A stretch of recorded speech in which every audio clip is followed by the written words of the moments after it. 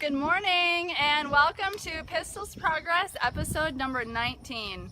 I'm Heather Smith. I'm the creator of barrelracingtips.com, and lately I've been getting my best barrel horse back in shape for competition and bringing you along for the ride behind the scenes. So every Monday, Wednesday, and Friday I've been coming to you live here on Facebook and sharing what we're working on, as well as some tips and takeaways you can apply with your horses.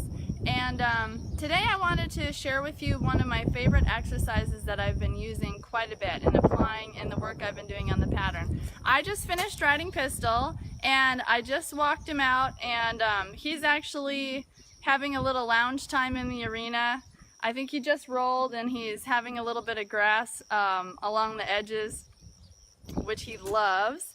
And so today, since it's Friday, before I get rolling too far, I wanted to ask you to tell me what your goals are with your horses this weekend, and what your plans are, and what your intentions are for when you go to ride or compete this weekend.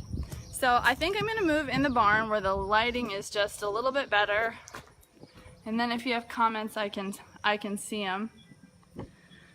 So now I have to straighten up the camera a little bit there again.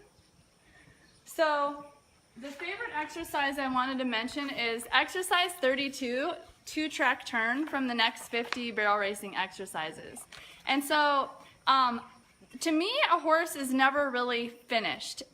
If we really think of a horse as like their training has ended and like they can't be developed any further, then that's really a representation of our own limitations more so than theirs. Another example is that like horses, like an old dog is never too old to learn new tricks, and the same thing applies to people or horses. Like we're always learning and being influenced by the environments that we put ourselves in, what we expose ourselves to, and our animals aren't really any different. And so basically, even though Pistol is an aged horse, like I feel like we haven't even quite reached our peak yet. Like I know that one of his best periods of competition was last summer, and that was, we had like a 5-year gap since we had last competed. And you know, I questioned myself at times, would he ever be as good as he was before he had this injury many years ago? And one of these athletic trainers that I follow said, when you come back from an injury, you won't be you won't be as good as you were before. You have to be better. And that is so true. So with every ride, like every single ride, even though I don't plan on competing, Pistol won't be ready until like the 1st of September.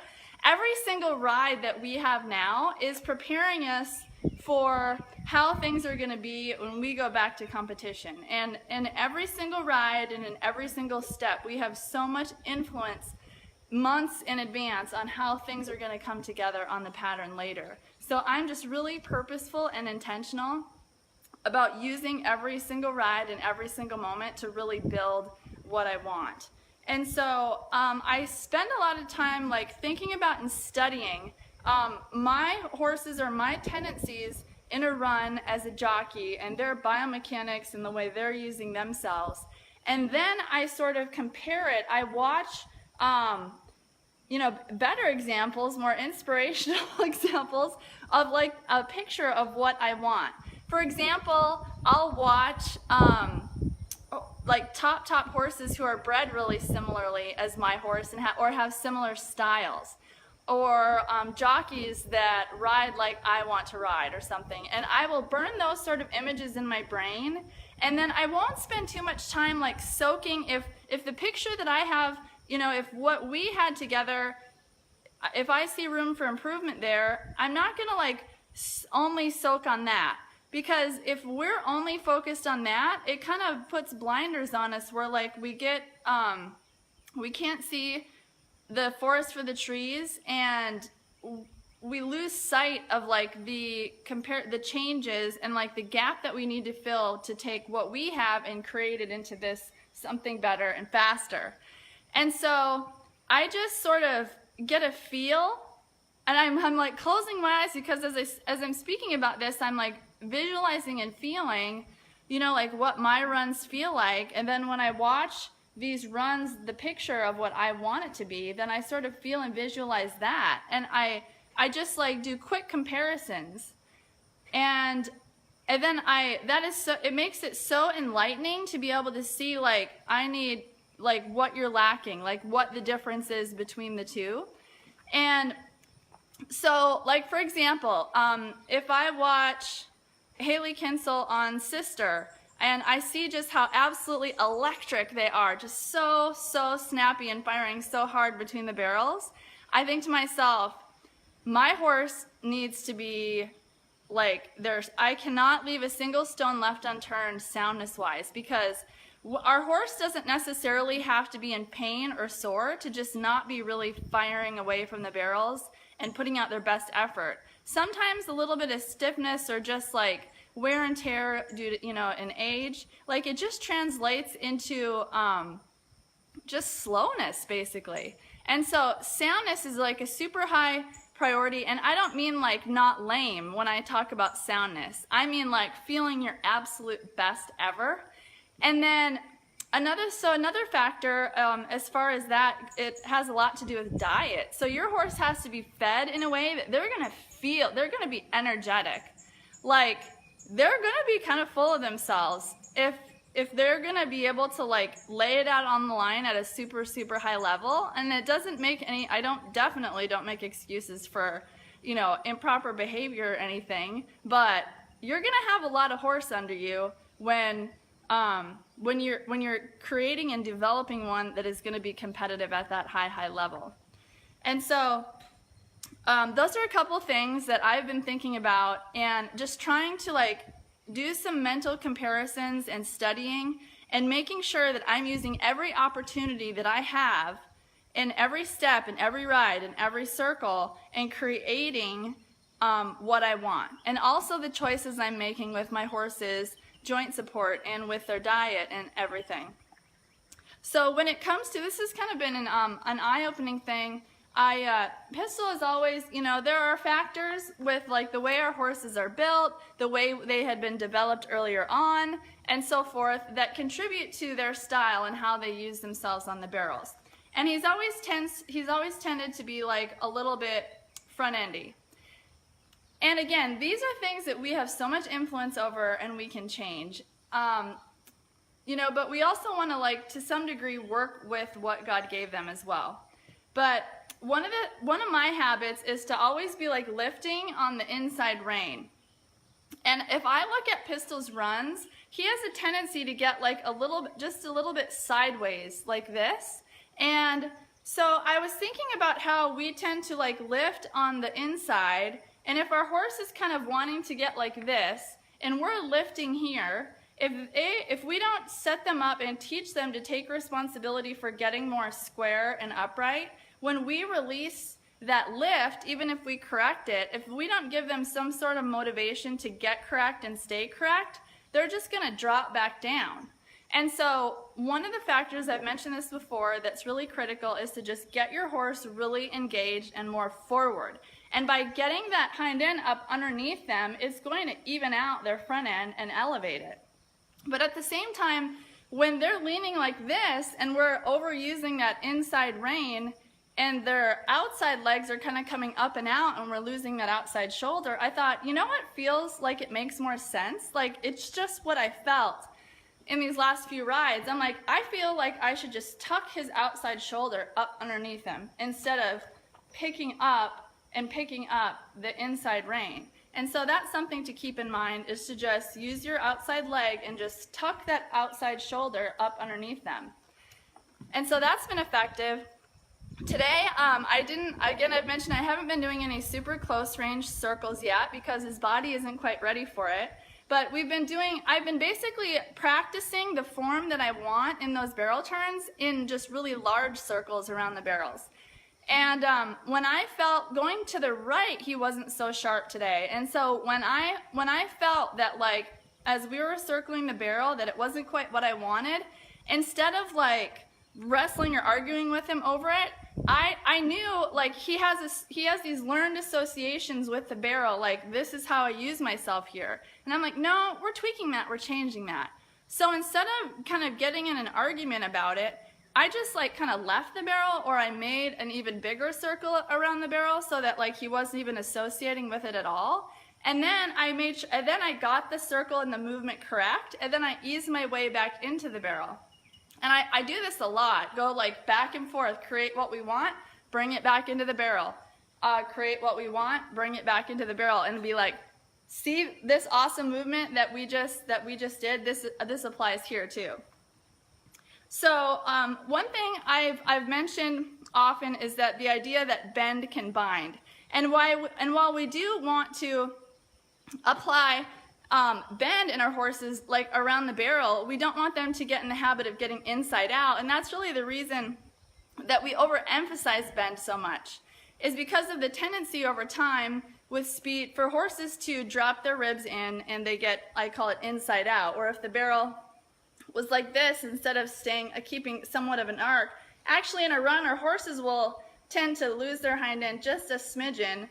But we often overemphasize this arc so that we don't get to a point where our horses are getting in the habit of going into the barrels like this. And so, but if we overdo the bend and we like tie our horse's body practically in a pretzel, we're just gonna, I say bend can bind. If we overdo bend, we're gonna create a kink in the free forward flow of movement if we overdo it. So like, yes, there are times to exaggerate what we want to teach it. But like I said, bend can bind. So with the 2-track turn exercise, instead of like asking my horse to really like throw his hip into the barrel, which some people do, I do a 2-track turn where I'm more conscious of the angle of my horse's whole body as we come around here. And these 2 tracks are basically like the tracks of my horse's hind feet and their front feet. So basically what I do is that I think we needed to develop a habit of really knowing where the barrel is at in our positioning peripherally and not rely on looking at it. I know my tendency is to turn my own head too much to the inside. My tendency is to look down too much. My tendency is to overweight the outside stirrup. So I keep catching myself when I get close into the barrel, or I want to set myself up and my horse up before I even get close to the barrel, to keep my eyes up, to keep my eyes out on where I'm going, to keep my feet more even in the stirrups. And then I really want to keep that barrel like behind my leg and focus on keeping the space a little bit greater between my horse's front end and the barrel than the hind end, so that the barrel is like almost behind us and not down in front of us. And just really keeping my horse engaged and forward, and really focused on where we're going on our tracks, and not really worrying too much about the barrel. It's like when you learn to dribble a basketball, it's really easy for us to want to look at it and stare at it when we're little kids and we're learning to dribble, or when we're learning to type on the computer. But like with the position, and it's easy to do if you think back on when you learn to run barrels, little kids especially, they're like, they have to keep an eye on that, like it's gonna run away or something. But we just need to know where it's at peripherally, and just not let our focus on that barrel determine like all the position that we put our body in. Like, let's make really certain that it's correct and that's healthy and that it's engaged and that it's fast. And then let's not let our horse get so hooked on the position of that barrel that they're having that same tendency, to go like this. So the 2-track turn exercise is just fantastic for a horse that tends to get kind of front-endy and lose some engagement. And we've been using it a ton. You can get this at 50barrelracingexercises.com. So that was kind of a mouthful. And I hope it was valuable. It gives you a lot to think about. Let me just catch up on the comments. Yes. Yep, forward motion is so critical. Good morning. All right, so before we sign off, those of you that are still tuning in, I would love to hear in the comments, what are your goals for the weekend? Let's set our intentions. And then on Monday, we'll check in and let each other know how things went over the weekend. So I'm just really pleased. I was really happy with how Pistol rode today. I palpate his back before every single ride. I've been riding him now for a couple weeks. This is session 19, but I did several weeks of conditioning on the ground first. This weekend, what I'm going to do is I'm going to set up a new arrangement of my ground poles. He has a history of some issues with his stifle, so we work ground poles, and I'm going to set them up in 2 different straight lines instead of, I have them in a circle, which I had them when I was doing groundwork. And then I'm thinking about going ahead and setting up an entire, all 3 barrels instead of just 1 barrel. So I really want to get ahead of the game and make absolutely sure that when the time comes to compete, that we have all the elements that we need and there's nothing we've left out in our preparation. So hope that's valuable to you. It's my intention for you to really move forward with what I shared today and to think about it, but most importantly, to take action on it. So I hope it's a blessing to you. And, oh, Pistol sends his love from, he's got a giant mouthful of grass. There he is. So I'm going to go get him and see how sticky and sweaty he still is. He might need to have a shower before he gets turned out. So as always, this is a ton of fun. And until next time, remember that applied knowledge is power, and I will see you here on Monday morning.